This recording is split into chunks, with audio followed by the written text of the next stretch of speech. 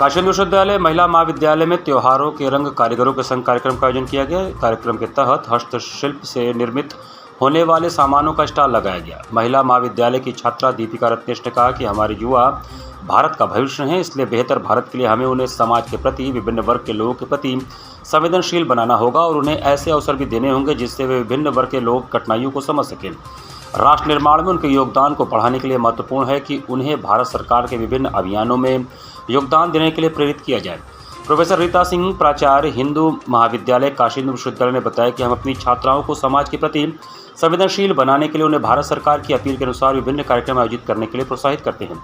क्योंकि हमारी जीवन शैली में मॉल कल्चर हावी है, जो कारीगरों की बेहतरी के लिए अच्छा संकेत नहीं है, क्योंकि कारीगरों की मेहनत ऊंची कीमत पर बिकती है, लेकिन अधिकतम हिस्सा बिचौलिए और दुकान के मालिक को जाता है।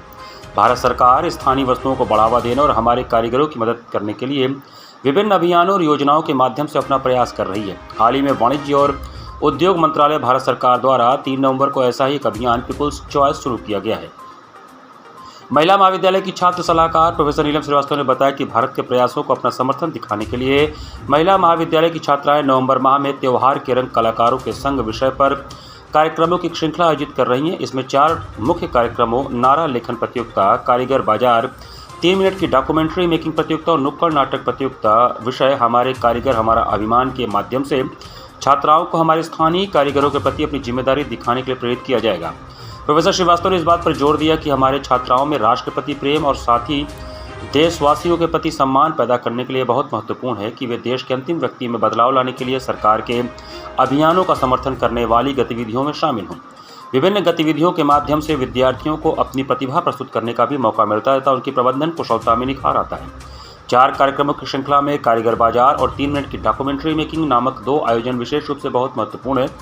3 मिनट की डॉक्यूमेंट्री बनाते समय उन्हें उन कारीगरों से मिलकर उनके काम को विस्तार से समझना होगा और फिर जनता से इन कारीगरों से खरीदारी की अपील करनी होगी। यह लोगों के प्रति समझ बढ़ाने और इन कारीगरों के सामने आने वाली चुनौतियों को समझने के उनके अनुभव को बढ़ाएगा, जो निश्चित रूप से हमारी युवा पीढ़ी को संवेदनशील बनाएगा। द्वितीय वर्ष की छात्राएं लिपिका, दीपशिखा, उपासना, अदिति और खुशी ने इस कार्यक्रम के आयोजन का बीड़ा उठाया है। उनकी कड़ी मेहनत ने प्रथम वर्ष और द्वितीय वर्ष की 115 छात्राओं को 6 नवंबर को आयोजित होने वाली नारा लेखन प्रतियोगिता में भाग लेने के लिए प्रेरित किया। द्वितीय वर्ष की छात्राओं ने नारा लेखन प्रतियोगिता के आयोजन की जिम्मेदारी ली है। 9 अलग अलग कारीगरों ने अपना स्टॉल लगाने पर सहमति जताई। कार्यक्रम का उद्घाटन संत कबीर हथकरघा राष्ट्रीय पुरस्कार विजेता बुनकर शाहिद जुनैद करेंगे।